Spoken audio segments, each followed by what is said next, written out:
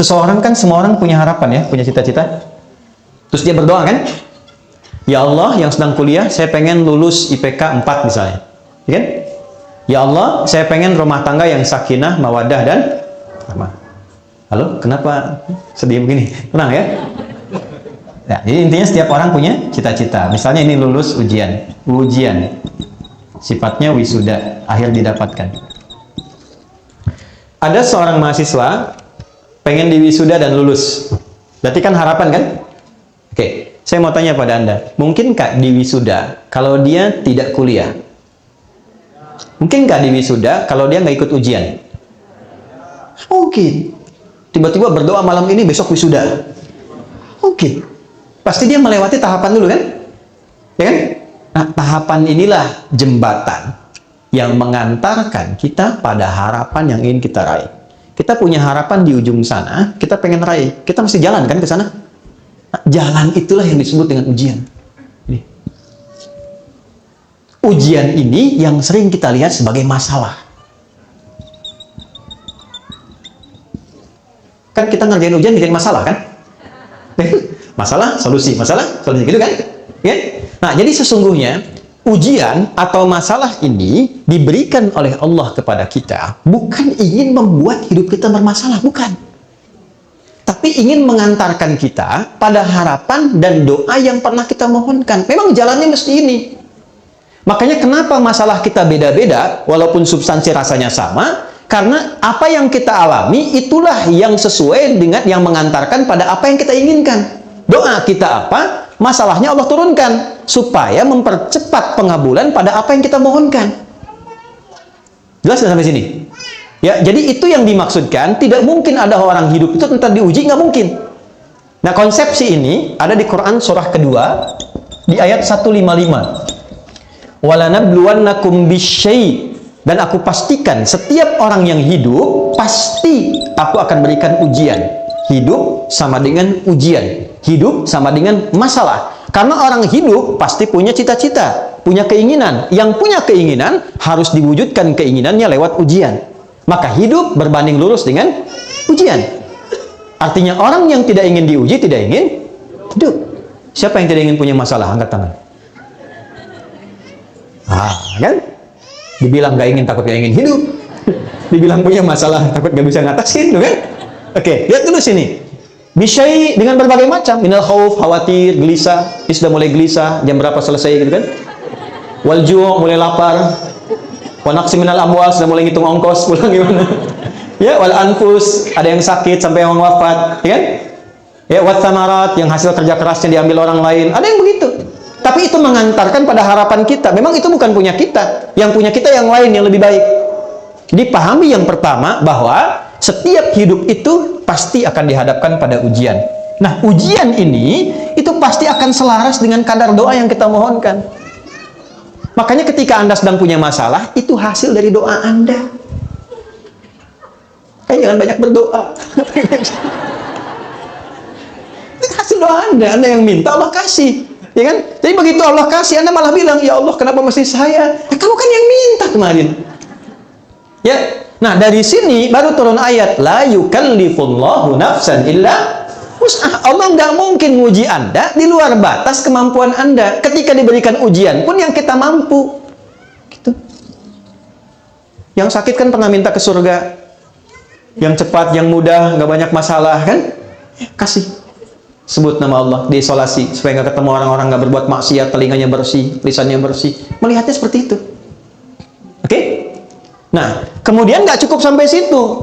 Nih, katakan pada diri kita, nggak mungkin Allah nguji kalau saya nggak sanggup. Bahasa kitanya, saya bisa, saya sanggup. Dan nggak harus bikin status. Memang cuma saya sanggup ya, yang lain enggak. Terima kasih ya Allah. Yang senang aminkan ya. Tambah masalah itu. Ya? Oke, setelah itu, setelah paham bahwa apa yang saya hadapi adalah bagian dari takdir hasil dari doa saya, maka pindah ayat. Perhatikan kalimatnya. Quran surah ke-94. Alam nashrah laka wa wada'na an. Baik, di surat apa itu? Apa artinya insyirah? Pahami, insyirah itu proses melapangkan hati, hati yang lapang. Jadi kalau ingin mudah masalah diatasi, lapangkan dulu hatimu. Karena banyak masalah menjadi besar itu bukan karena besarnya masalah, karena sempitnya hati. Oke? Jadi banyak masalah jadi besar itu bukan karena masalahnya besar, karena hatinya terlalu sempit. Anak muda konsultasi kepada seorang syekh sepuh, maaf kalau lewat waktu sedikit, ya. Syekhnya tahu banyak masalah dari runut wajahnya yang tidak biasa. Kata syekhnya begini, ikut saya saja. Dibawa kemudian garam segenggam ke pinggir danau, dilempar setengahnya ke gelas, diambil air, minum. Kata anak muda ini, asin. Minum saja. Begitu diminum, betul, asin dan dimuntahkan. Dibuang semua ke danau. Lalu sisa dari garam tadi, seluruhnya dibuang ke danau. Ambil lagi airnya. Minum. Segar, enak, nyaman. Kata syekhnya, ini spirit al-insyirah. Saya sampaikannya di hadapan presiden ketika beliau galau tuh. Alhamdulillah ada kebaikan dia. Ketika ini dilakukan, diminum, segar. Kata syekhnya, kurang lebih demikian. Itulah keadaan hatimu. Kalau cawan hatimu engkau buat sempit segelas ini, maka masalah sekecil apapun akan terasa berat. Tapi kalau cawan hatimu engkau perlebar seperti danau ini, masalah sebesar apapun seperti garam ini akan terasa ringan dan mudah. Alam nashrah laka sadrak, bukankah aku sudah buat hatimu lebar dan luas? Kenapa engkau sempitkan? Wa wada'na anka wizrak alladhi anqadha dhahrak, sehingga dengan itu membuat tubuhmu seakan menanggung beban yang berat yang tidak semestinya ditanggung. Ya, ada masalah yang kecil saja, masalah di pikiran kok sampai nggak bisa jalan, sampai nggak mau makan. Allah tanya balik, kenapa engkau sempitkan hatimu yang sudah aku bikin lapang, sehingga masalah kecil ini sampai membuat dirimu tidak bisa bergerak, penuh, seakan-akan dari kepala sampai ujung kaki masalah semua. Ya, wa rafa'na laka dzikrak. Perhatikan baik-baik, bukankah dulu engkau mengalami banyak masalah juga? Tuh ditanya balik tuh teman-teman, Anda usia berapa sekarang? 30, 40, 50, 60. Allah nanya balik, sampai di sini tiba sekarang, dari dulu kan kita punya banyak jutaan masalah. Dari mulai kita balik kan sudah punya masalah. Pernah dikejar ayam, induk ayam saat anaknya dilewatin, kan? Banyak. Sampai masalah besar, kan? Nah, Allah tanya balik, ribuan masalah itu kan pernah engkau selesaikan. Kenapa yang satu ini kemudian kau merasa berat? Mungkin persoalannya bukan masalahnya. Masalahnya engkau belum melapangkan hatimu seperti aku selesaikan ribuan masalah dulu yang pernah tuntas karena kelapangan jiwamu. Terus kita tanya balik, ya Allah, cara melapangkan hati bagaimana? Ini yang mahal di Quran. Inna ma'al usri fa inna ma'al usri. Masalahnya kita hanya lihat terjemah. Banyaknya orang lihat terjemah aja. Kita tuh saya nggak pengen ikutan gitu sih. Banyaknya orang lihat terjemah, di balik kesulitan ada padahal spirit maknanya tidak seperti itu, kurang lengkap. Yang ingin Allah katakan, perhatikan kalimatnya. Inna ma'al usri, seberat apapun masalahnya, selalu ada solusinya. Dalam bahasa singkat begini nih, pasti selesai. Pasti ada solusi. Dan teman-teman, ini spirit ayatnya, ini katakan pada jiwa kita, dialogkan lisan dengan jiwa. Adi, ini pasti selesai. Bisa, nggak mungkin nggak selesai. Pasti ada solusinya. Katakan. Kita punya ayatnya, teman-teman. Di sini masyarakat Jepang itu yang praktekkan pada umumnya. Dulu tahun 95-96 itu ada acara di sini, Benteng Takeshi namanya. Seangkatan dengan Dragon Ball, kan? Tulisan Shusuke Watanabe yang kemarin baru meninggal itu. Ya. Itu Benteng Takeshi saat tanknya sudah mulai bergerak dan ingin menaklukkan benteng. Itu di sampingnya itu ada reporter yang mendampingi dan mengatakan gini, kamu pasti bisa, kok pasti bisa, kok pasti bisa. Tuh. Kita punya ayat, jadi yang praktikkan. Jadi ketika Anda punya masalah, satu, simpulkan, terima kasih ya Allah, kau titipkan pada saya untuk mempercepat pengabulan doaku, engkau tidak berikan pada yang lain. Terima kasih. Yang kedua, kamu pasti bisa, pasti selesai. Inna ma'al usri, fa inna ma'al usri. Kalau sekali nggak cukup, katakan yang kedua, sampai hati merasa tenang. Kuncinya bukan jawabannya datang dulu, bukan selesai dulu. Kuncinya hati tenang dulu. Jiwa yang tenang melahirkan keputusan yang cemerlang. Bikin status tuh. Oke, terakhir, faida faragta. Kalau hatinya sudah tenang, baru mitigasikan persoalannya. Masalahnya apa? Di rumah tangga bikin mitigasi.